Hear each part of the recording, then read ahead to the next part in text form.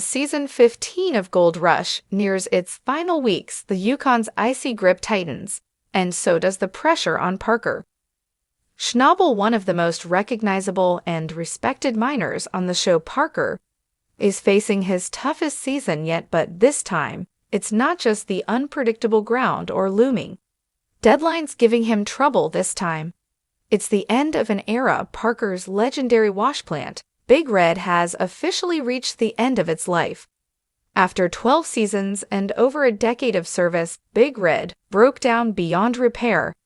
A snapped side tension bar and sheared bolts were the final straw for the aging giant. The plant, which has been the backbone of Parker's gold recovery operations, simply couldn't take another day of work. It had quite literally shaken itself to pieces after 5 relentless months of pounding through Yukon pay dirt. It's not just a quick weld job, Parker said solemnly.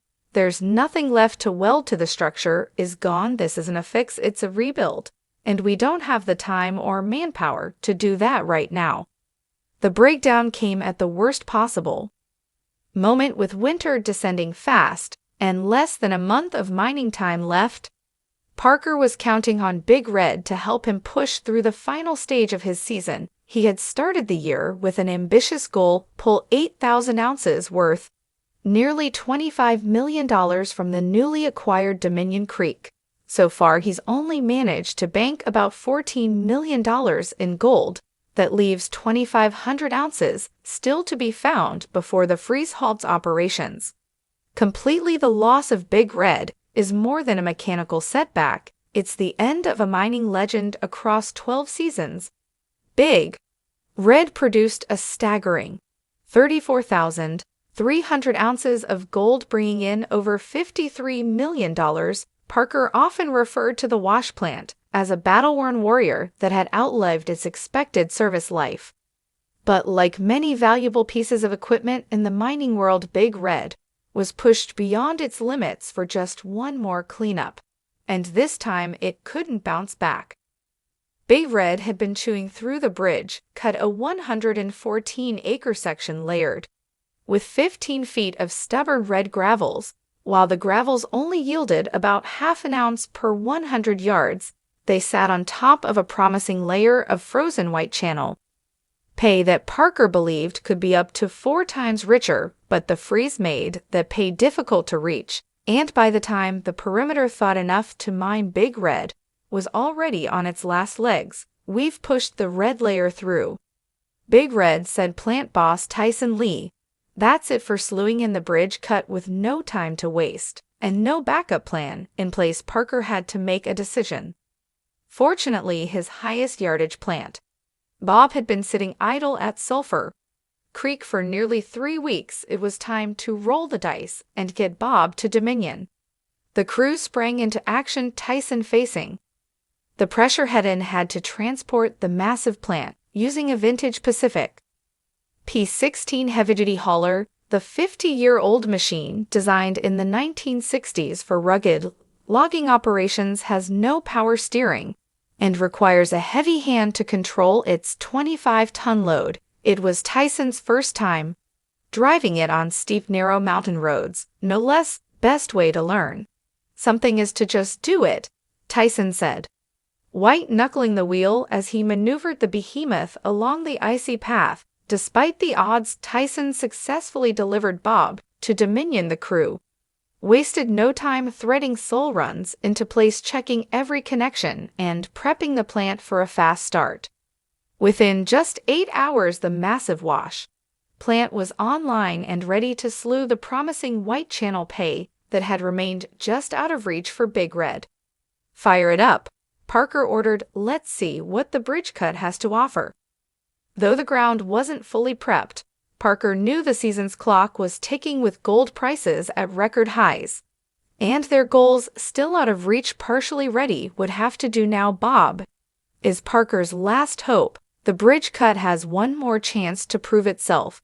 The third perimeter of the White Channel could still contain enough gold to change the season's outcome, but only if Bob can hold up, and only if Parker's gamble pays off. This has been a rough one, Parker admitted. We're behind, and it's only getting worse, but we've got to keep a plant running, and we've got to keep moving dirt. Big Red's legacy will live on in Gold Rush history as one of the most productive and resilient wash plants ever seen on the show. It was the heart of Parker's operation for years.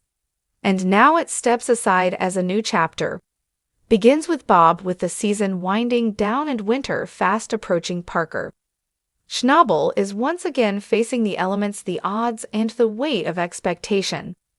But if Gold Rush has taught us anything, it's that Parker doesn't back down from a fight, especially not over a decade. Big Red wasn't just a wash plant, it was a workhorse, a symbol of Parker Schnabel's rise through the ranks of gold mining, and a trusted companion through some of Gold Rush's most memorable moments. But as season 15 draws to a dramatic close, fans are left asking one big question: can Parker fix Big Red, or is it gone for good? After 12 seasons of service, Big Red has finally broken down hard. The once mighty machine that slew tens of thousands of ounces of gold is now silent. Its side tension bars snapped, its steel frame worn paper thin from relentless pounding. It didn't just stall, it fell apart. Big Red wasn't flashy, but it was fierce. Introduced in Parker's earliest days of independence, it quickly proved to be one of the most reliable and efficient wash plants in the Yukon season after season. Through brutal conditions and impossible odds, Big Red delivered in its lifetime. Big Red recovered an astonishing 34,300 ounces of gold, helping Parker earn over $53 million. More than just a piece of equipment, it was the backbone of his operation, powering through every high and low year after year. Big Red's been with me through almost everything, Parker reflected. From my early failures to our biggest cleanups, it was always there. You don't forget a machine like that.